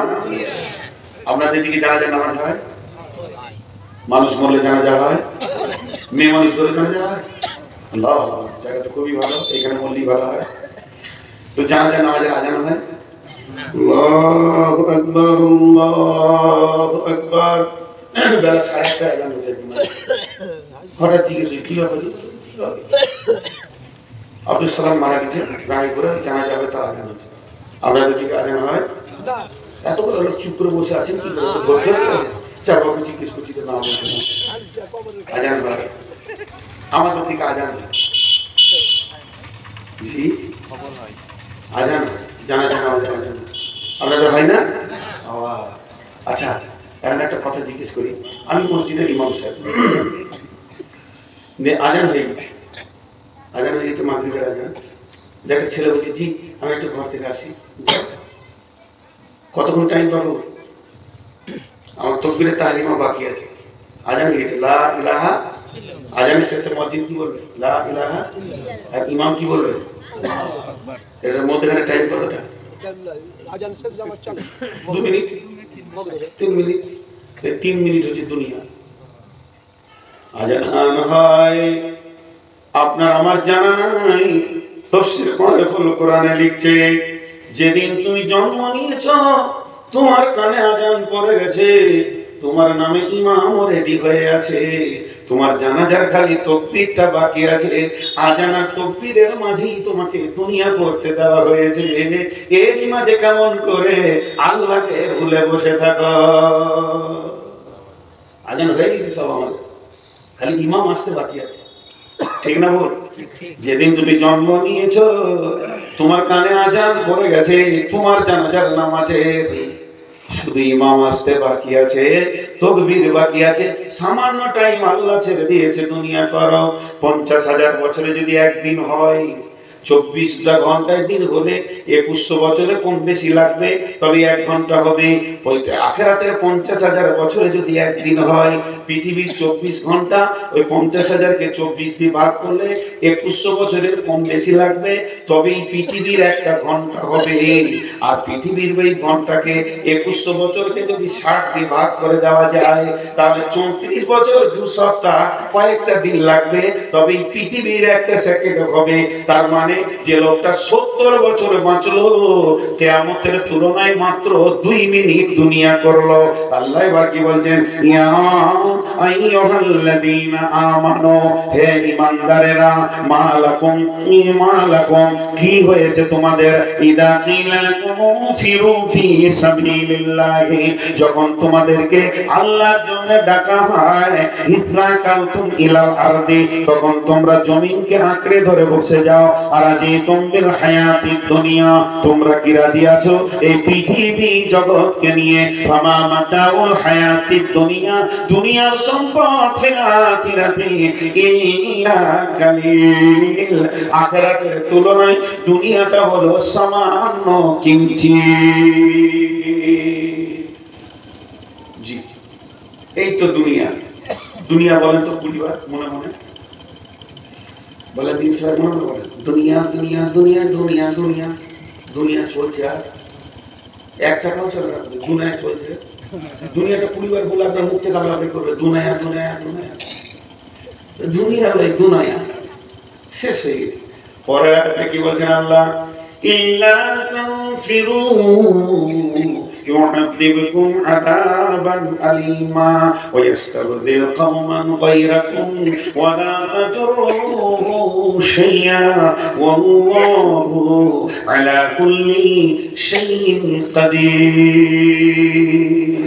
জি ভাই, এখানে দেহ আর বডি দুটো আছে, দেহ আর বডি দুটো আছে। তবে আল্লাহ পরে আয়াতে কি বলছে? ইল্লা তানফিরু ইউআযিবকুম আযাবান আলীমা ওয়া ইস্তাবদিল কওমান গায়রাকুম ওয়া লা তাজরুহু শাইয়্যা ওয়াল্লাহু আলা কুল্লি শাইইন কাদির। জ্বর হয়েছে, হসপিটালে নিয়ে গেল, ভালো হয়ে গেল। টাইফয়েড হয়েছে, ইনজেকশন দিলে ভালো হয়ে গেল। জন্ডিস হয়েছে, ইনজেকশন নিলে ভালো হয়ে গেল। এগুলো দেখে তো একটা ছেলে চুরি করে, ট্যাবলেট খাই দিলে ভালো হয়ে যাবে। এরকম কোন হসপিটাল আছে? একটা ডাকাত বোম বাঁধে দিবার হাত ভেঙে গেছে, তোর মা কাঁদছে, হসপিটালে দেওয়া হয়েছে, সুন্দর করে সার্জের যেমন হাত ছিল এরকম বানিয়ে দিয়েছে। 1 মাস পর ওর মা গিয়েছে ছেলেকে দেখতে, মায়ের জান ডাকাত হোকার চোর, বেটা হাতটা দেখি তো দেখছি খুব সুন্দর। বলছি বেটা আমার হাতটা ধরতে, এরকম ধরছে, খুশিতে হাসছে। ওর মা মনে মনে বলছে ডাক্তার আসুন। যেই ডাক্তার এসেছে, ডাক্তারকে বুড়ি মানুষ জড়িয়ে ধরে নিয়েছে, ধরে নিয়ে বলছে, ও বেটা ডাক্তার, আমার বেটার হাড়টা তুমি কত সুন্দর বানিয়ে দিয়েছো, এখানে হাড় সব বেরিয়ে গেছিল, এখন আমার বেটা ধরতে পারছে, থাকতে পারছে, তার মানে আমার বেটার হাত ভালো হয়ে গেছে। ও বাবা ডাক্তার, তুমি সেলাইন চালিয়ে ইঞ্জেকশন চালিয়ে আমার বেটাকে রোগটা ভালো করে দিয়েছো, এখন আর একটা রোগ আছে, ঠিক করে দাও। ডাক্তার বলছে, বুড়ি মা কি রোগ আছে? বলে, আমার বেটা ডাকাত, চুরি করে আর বাপকে লাঠি করে মারতে চায়, দুটো ইঞ্জেকশন দিয়ে দাও যেন এগুলো না করে, আর 4-5টা ট্যাবলেট লিখে দাও যেন মসজিদ ঢুকে যায়। হবে? পৃথিবীতে কোনো হসপিটাল আছে এর চিকিৎসা? এগুলো হচ্ছে রোগ, আত্মার রোগ। এগুলো কার রোগ? আত্মার রোগ। আর জ্বর সর্দি কাশি কার রোগ? দেহের রোগ। একটা হলো আত্মার রোগ, আর একটা হলো দেহের রোগ। আত্মারও রোগ আছে, দেহেরও রোগ আছে। তো ওইটা হচ্ছে আত্মার রোগ। একটা ছেলে বাস স্ট্যান্ডে দাঁড়িয়ে আছে, আর এক মন একটা চাউলের বস্তা নিয়ে আপনাদের ইমাম সাহেব দাঁড়িয়ে আছে। ছেলেটা বলছে, হুজুর কি হলো? এই চাউলের বস্তাটা নিয়ে যেতে হবে যার সাথে। এমনি করে একটাই তুলে নিলে 1.5 মনের বস্তা, কাউকে বললে না যে ধর, মাঝে নেই, চলে এলো 2 কিলোমিটার 2.5 কিলোমিটার চলে এলো। আর মসজিদে যেখানে সামনে নতুন বিল্ডিং হয়েছে, দুপ করে বস্তাটা নামিয়ে দিয়ে মাথা কাটা করে ছেড়ে দিল। একবার কোনো জায়গায় রেস্ট লাইনি হরিশ্চন্দ্রপুর থেকে দিয়ে চলে আসলো। আর ওদিকে মসজিদে তকবীর করছে, আল্লাহু আকবার, আল্লাহু আকবার, সবাই নামাজে দাঁড়াচ্ছে। চুপ করে বসে আছে বস্তার উপরে। কেন? নামাজটা হলে ইমাম সাহেবকে বলবো মালটা নিয়ে নেন, গোছিয়ে দিব, নাহলে এখন কে কি হয়ে গেলে তো আমার দোষ হবে। চুপ করে বসে আছে। ইমাম সাহেব সালাম ফিরেছে, ঈশানকে ডাকলো। ইমাম সাহেব দেখলো, হুজুর এই যে চারটা, আমি যেটা আমার দায়িত্ব দিয়েছিলাম এনে দিয়েছি। এবার বলেন, ছেলেটা সুস্থ না ছেলেটা রোগা? এতগুলো লোক মুখ খুলে না, লাঠি জানি তোমার বলি আমাকে, কতগুলো লাঠি আমি একটা সহ্য করতে পারবো? ও টিউবলাইট। ছেলেটা রোগা না সুস্থ? সুস্থ। বন্ধুরা আমার, ছেলেটার দেহটা সুস্থ, মন দিয়ে শুনেন, এদিকে তাকান। ছেলেটার দেহটা সুস্থ, কিন্তু আত্মাটা রোগা। এবার কি করে নিয়ে এসো তো, দেখবে, দেখো তো দিকটাকে ছেলেটা যে চাউলটা নিয়ে এলো, এর জন্য ছেলেটা সুস্থ। ছেলেটার দেহটা সুস্থ, কিন্তু আত্মাটা রোগা। কেন রোগা? 1.5 মনের চাউলের বস্তা হরিশ্চন্দ্রপুর থেকে মাথায় করে একাই নিয়ে এলো, কাউকে ধরতে দিল না, কোথাও দম দিল না। তাহলে ফুল বডিটা তার সুস্থ আছে, আত্মাটা রোগা কেন? চাউলের বস্তায় বসে থাকলো, চোখের সামনে 4 রাকাত ফরজ নামাজ হলো, কাতারে দাঁড়াতে পারলো না। এটা যে ওর কাছে কত লোড ছিল, ওখানেও যেতে পারলো না। কিন্তু পক্ষান্তরে আজান শুনে বাড়ির পাশে হবিব চাচা, এখানে একটা লাঠি, এখানে একটা লাঠি, প্যারালাইসিসের রোগী, ট্যাঙ্কে টানতে টানতে এসে মসজিদে নামাজ পড়ে নিল 4 রাকাত। ইয়ার আত্মাটা সুস্থ, দেহটা রোগা।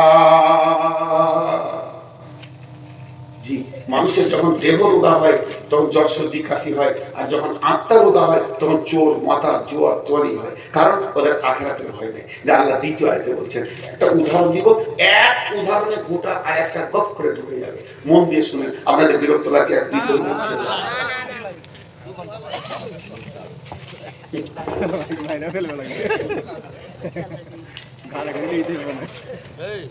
আব্দুল্লাহ এখন আছে, জুড়ে দিব। এবার একটা উদাহরণ দিই, উদাহরণটা মন দিয়ে শুনে। এক উদাহরণে একটা গোটা আয়াত ঢুকে যাবে। আপনাদের গ্রামে একজন হাজী সাহেব আছে, খুব বিখ্যাত মানুষ। তো এক এক মানুষ এক এক জিনিস নিয়ে শৌখিন হয়। ও খুব শৌখিন হচ্ছে গরু, বড় বড় চাষের বল গরু, এইসব ভালো ভালো নিয়ে আসে দেশ বিদেশ থেকে। 2টা গরুতে 1.5 লাখ টাকা দাম, 2টা গরুতে 1.5 লাখ টাকা দাম। এই খবরটা ফেসবুকে কে দিয়ে দিয়েছে, তো এলাকার ভিড় লেগে গেছে, খালি গরু দেখার ভিড়, ভাইরে গরু, ভিড় লাগিয়ে দেখছে। আর হাজী সাহেব পানের উপরে পাঞ্চা পাইছে, আর খালি দাঁড়িয়ে লাগছে, খালি দেখ মাল যে কি এনেছি তুই অবশ্যই দেখবি। তো পৃথিবীতে শালা নামে একটা আত্মীয় আছে, ও নিজেরও মান সম্মান রাখে না, বোনাইও রাখে না। আমি যার শালা তার অবস্থা তাই, আমার যে শালা তার অবস্থা তাই। তো হাজী সাহেবের শালা এসে বলছে, বলা ভাই গরু তো দেখতে খুব ভালো, তো গাড়িতে একবার জোয়ালটা চাপাও না, চেপে দেখি। তো বলছে, শালা তোর থেকে গরুর দাম বেশি, তুই গরুর গোবর মা, মুদি মারছে, তুইও মা, খালি দাম বাড়বে। গাড়িতে চাপাও না, গাড়ি দিল। গাড়িটা এনে যেই জোয়ালটা কাঁধে দিয়েছে, গরু দুটো শুয়ে পড়েছে, গাড়ি কাঁদবে না। নাঙ্গলের ঢোঁয়ালে দিয়েছে, তাও শুয়ে টানলে না। হাজি সাহেব পাঞ্চি মানে ভাতে ঘর ঢুকে গেছে। ওর সারা তখন বাড়িতে ডাকে, বাংলা যে হাজি সাহেব, মন খারাপ। ঠিক রাত্রেবেলায় বেটাদেরকে নিয়ে বসেছে, বেটা রে গরু নিয়ে তো ঠকে গেলাম, যে কাজের জন্য এনেছি সে কাজ তো হবে না। আমি তো ভেবেছিলাম আমার এই গরুটা একটা লাগবে না, 65 বিঘে জমি ফেলে ফেলে দেবে, কিন্তু হবে না। তো বড় বেটা বলছে, কি দেখছো? দেখুন দাঁড়িয়ে যা আছে হাটে তুলে দাও, শামসির হাটে বৃহস্পতিবার টাকা পেয়ে নিব।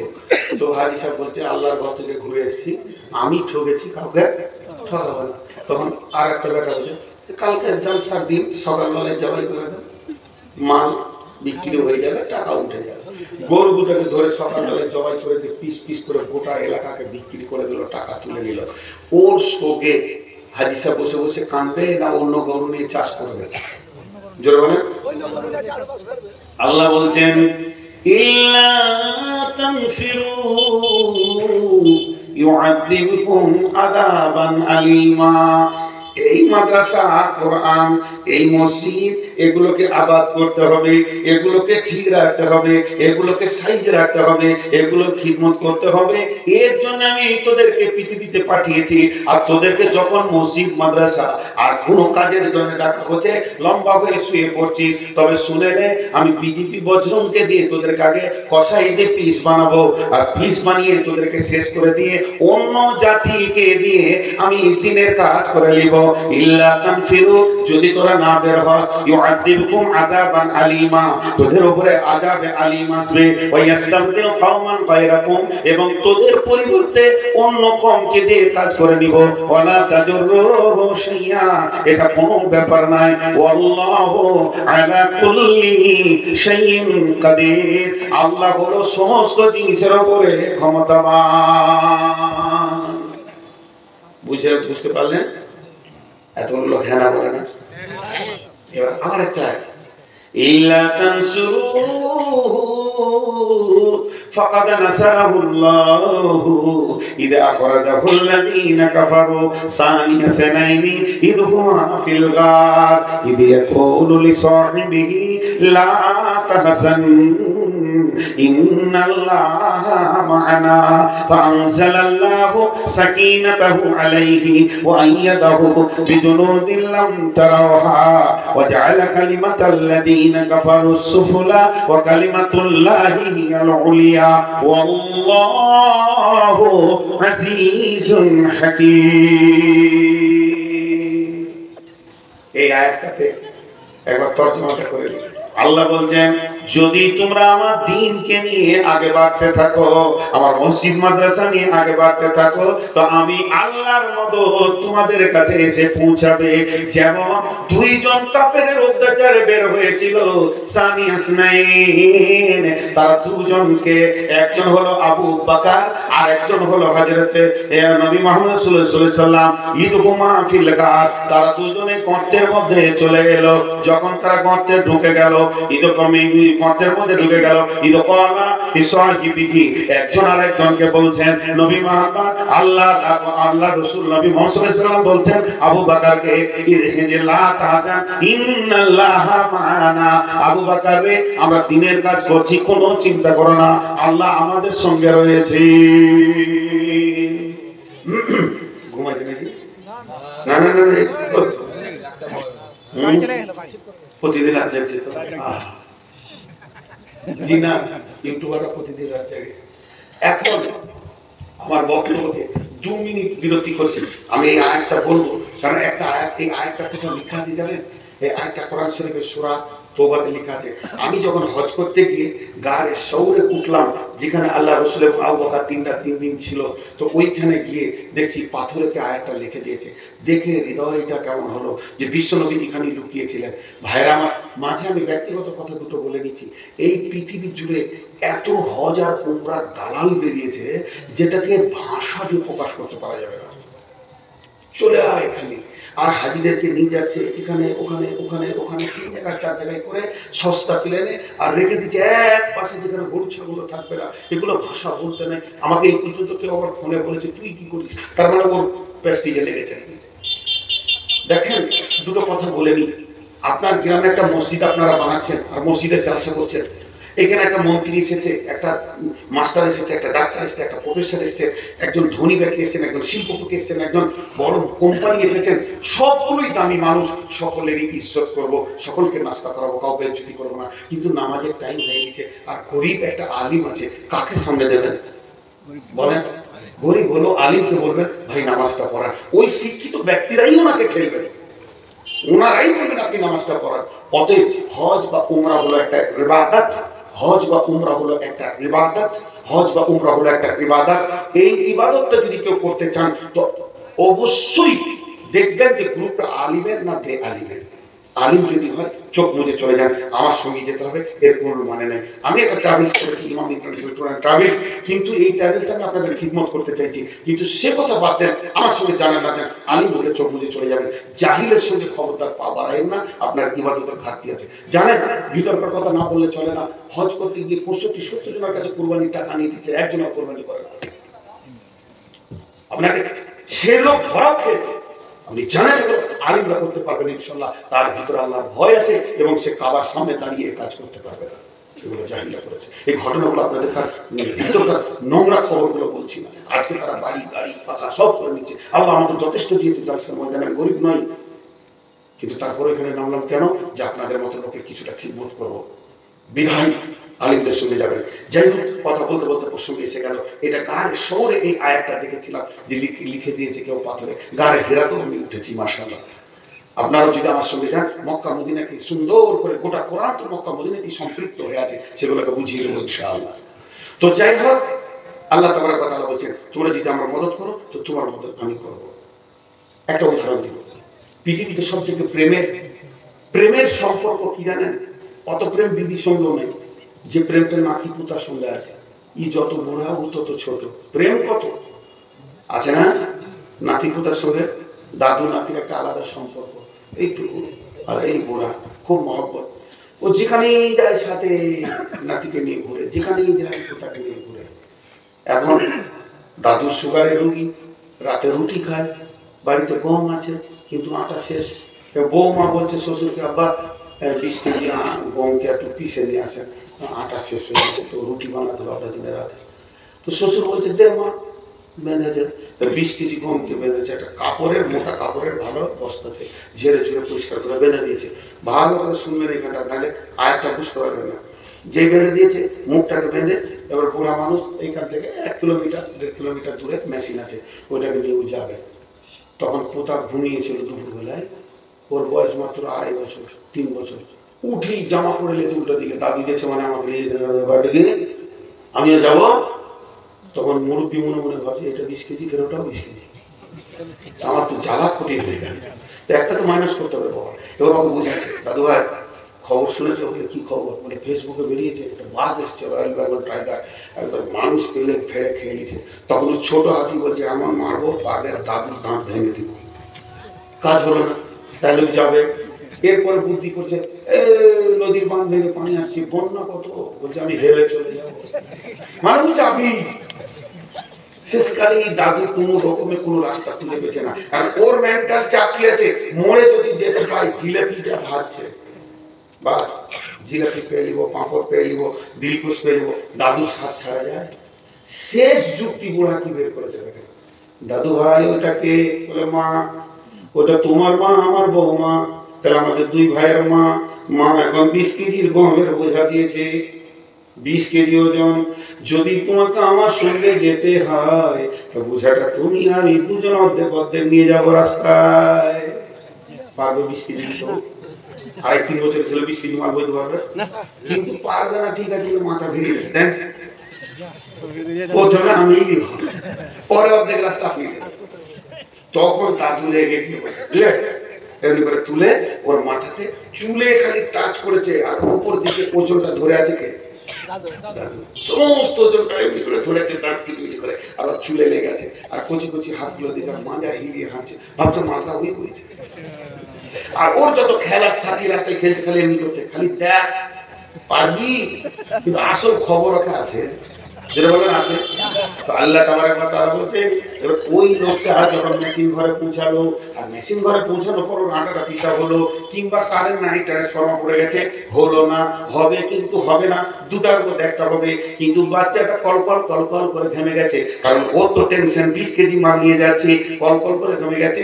দাদু তাড়াতাড়ি দোকানের বেঞ্চে বসে রুমাল বের করতে সময় লাগবে, সাদা জামা দিয়ে নাতি ভাইয়ের পোতার মুখটা মুছে দিচ্ছে, আর দুই গালে চুমা দিয়ে বলছে, ভাই আজকে বোঝাটা তুমি বয়ে এনেছো, তুমি কত বীর, তুমি কত মাস্তান, তুমি আমার থেকে ক্ষমতা বেশি রাখো, আমার আটা গহম পিসা হোক আর না হোক, আগে জিলাপি তুমি লাও, তোমার সবটা আগে মিটিয়ে জিলাপি দিল, তারপরে ওর হাত ধরে দিলে ও খুশি, যে কারণে এসেছিল। আল্লাহ বলছেন, ইল্লা তানসুরুহু ফাকাদ নাসারাহুল্লাহ, পৃথিবীর কেউ তোরা মাথা ভিড়িয়ে এটা ওজন নিতে পারবি না। পাহাড় পর্বত পানির চ্যালেঞ্জ, আমার দিনের উপকার করবি তোরা, এটা আমি আশা করি না, খালি আমি চাই তোরা ওই বাচ্চাটার মতো মাথাটা ভিড়া। ইল্লা তানসুরুহু, তোরা যখন আমার দিনের জন্য মাথা ভিড়িয়ে দিবি, ফাকাদ নাসারাহুল্লাহ, তখনই আমার কুদরতি হাতটা তোদের মাথার উপরে থাকবে। তোরা খালি টাকা কালেকশন করবি, কলকল করে ঘেমে যাবি, আমার মসজিদটা বানিয়ে দিবি, আর যখনই মসজিদটা হয়ে যাবে হাসরের ময়দানে আমি বলবো, বান্দা রে, তোমারই মেহনতে, তোমার ঘামে আমার কোরআন টিকেছে, মাদ্রাসা টিকেছে, মসজিদ টিকেছে, এসো তুমি যে উদ্দেশ্যে ঘাম ফেলেছো, ওই জিলেপি জান্নাত, আগে তুমি জান্নাতে যাও। আল্লাহ বলছেন, ইল্লা তানসুরুহু ফাকাদ নাসারাহুল্লাহ ইযা আখরাজাহুল্লাযীনা কাফারু সানিয়া সানাইনি, তোরা দ্বীনের মদদের জন্য যখন হাত বাড়াবি, আমি আল্লাহর মদদের হাত তোদের মাথার উপরে চলে আসবে। বুঝাতে পারলাম? মসজিদ করছেন, এই কমিটিকে আমি চ্যালেঞ্জ দিচ্ছি, টাকা কোথা থেকে আসছে আপনি বলতে পারবেন? আমি 3খানা মসজিদ করলাম, 2খানা মসজিদ, 3টে, একটা 1,30,00,000 টাকার মতো খরচ হয়েছে, আর একটা খরচা হয়েছে প্রায় 90 লাখের মতো, তাহলে 2,20,00,000 হলো। আর এখন রানিং, আজকে আমাকে মানে হোয়াটসঅ্যাপে ছবি দিয়ে পাঠিয়েছে, রং আনতে গিয়েছিল, রানিং একটা মসজিদে কাজ চলছে 45 লক্ষ টাকা, তার টোটালে দেখা যাচ্ছে ঝরে পড়ে 3 লাখের কাজ, 3 কোটির কাছাকাছি কাজ করলাম। এখন আমাকে যদি কাগজ কলম নিয়ে বসতে বলেন, তা আমি হয়তো 1 কোটির হিসাব দিতে পারবো মোটামুটি, কে দিয়েছে, বাকি টাকা কোথা থেকে এলো, এটা গাইবি মতো। আল্লাহ ঘরে আপনার নামেন, আপনার হাত আমার হাত লাগুক, আর গায়বী মদদ আসবে, যেহেতু আল্লাহ কোরআনে বলেছেন, ইল্লা তানসুরুহু ফাকাদ নাসারাহুল্লাহ, মসজিদ করতে হবে আল্লাহকে ভরসা করে। ভাইয়া ভাইয়া যতটি লোক বসে আছেন, একদম নড়বেন না। আমি আপনাদের কাছে যে আয়াতগুলো পড়েছিলাম সব শেষ করে ফেলেছি। আল্লাহ বলেছেন তার নবীকে, বাল তুসিরুনা হায়াতাদ দুনিয়া ওয়াল আখিরাতু খায়রুন ওয়া আবকা, তোমরা প্রাধান্য দাও দুনিয়াকে, কিন্তু তোমাদের জন্য আখিরাত সাজানো আছে, সুসজ্জিত হয়ে আছে, এটা আপনারা মাধ্যমে বিশ্বাসে নেই। বিধায় প্রায় 2 ঘন্টা 5 মিনিট ক্রস করেছে আমার বক্তব্য, তারপরও আপনাদের কাছে আমার আকুল আবেদন, আজকের বক্তব্যের বিষয় হচ্ছে একটা মহা সফরের কথা বললাম, সে আলামে আরওয়া থেকে আলামে মায়ের পেট বললাম, এবার দুনিয়া বললাম, এখন আছে কবর, কবর প্রায় 4 ঘন্টা লাগবে, তারপরে আছে হাসর, তারপর লাগবে 4 ঘন্টা, এবার জান্নাত 2 ঘন্টা, জাহান্নাম 2 ঘন্টা। এই কত বিশাল বড় সফরের কথা। জি, বাংলাদেশে ওই জন্য একই স্টেজে 7 দিন 10 দিন জলসা হয়, 7 দিন 10 দিন জলসা কমপ্লিট করে। বিধায় আপনাদের কাছে আমি যতটি লোক বসে আছেন, টোটাল বক্তব্যটা আমি 5 মিনিটে রাখবো, সবাই ধৈর্য ধরে শুনে। আল্লাহ তাবারক ওয়া তাআলা আমাদেরকে বললেন, আম খুলিকু মিন গায়রি শাইইন আম হুমুল খালিকুন, হে পৃথিবীর গোলামের দল, তোরা কি অঙ্ক করে দেখে নিয়েছিস? তোরা ফালতু, তোদেরকে কি কেউ বানিয়েছে? আর তোরা এমনি এমনি এসেছিস। যদি তোরা এমনি এমনি আসিস, তোদের আসা যাওয়া রুজির ব্যাপারে তোরা নিজেরাই মালিক, আর তোদের মালিক যদি কেউ থাকে, পেছন থেকে যদি কেউ পাঠিয়েছে, তুই কাজটা খুঁজে বার কর, নিশ্চয়ই তোকে কাজ দিয়েছে, এদের পাঠিয়েছে। হে মানুষ, তোর ব্রেনটা এমন দিলাম, তুই কাগজ কলম নিয়ে বসলি, তুই নিজেকে ফাও জায়গায় রেখলি, সবারই কাজ খুঁজে বের করে নিলি। বাঁশের কি কাজ আছে? বাঁশকে কেটে খুঁটি করে ফাটিয়ে বাতি করে ঘেরা বেড়া চাঁদ সব কিছু তুই করে নিলি। ধানের কি কাজ আছে? ধানকে তুলে চাউল বের করে আর আপনার ভাত পোলাও সমস্ত ক্ষীর খামার সব কিছু করে নিলি। দুধের কি কাজ আছে? সেটা তুই খুঁজে বের করে নিলি, তার ভিতরে মাখন ছানা ঘি বের করে ল্যাংচা চমচম রসগোল্লা তুই করে নিতে পারলি। একটা মুরগির ডিমে কি হয়? সেদ্ধ হয়, হাফ বয়েল হয়, ফুল বয়েল হয়, অমলেট হয়, আর কিছু হয় ভুজিয়া হয়, সব কিছু তুমি করে নিতে পারছো। তাহলে নিজের কি কাজ আছে এটা তুমি করতে পারছো না। হাওয়া দেখা যায় না, তাকে তুমি টেনে চেম্বারে ভরে টায়ারের ভিতরে ভরে দিয়ে তাকে তুমি গোলাম বানিয়েছো। হে মানুষ, আমি তোমাকে কত ব্রেন দিয়েছি, আগুনে হাত দিলে হাত পুড়ে যায়, সে আগুনকে তুমি গোলাম বানিয়ে তার উপরে নানা রকম রান্না বান্না করে তুমি খেয়ে নিচ্ছ। তাহলে কি আবা হাসি তুম আন্নামা খালাক রকম আবাসা, তুমি কি ভেবেছো পৃথিবীতে যত সৃষ্টি আছে স্রষ্টা যেগুলো বানিয়েছে সবারই কাজ আছে, খালি তোমার কাজ নাই। তুমি আবাসা, আবাসা মানে হচ্ছে অতিরিক্ত ভার।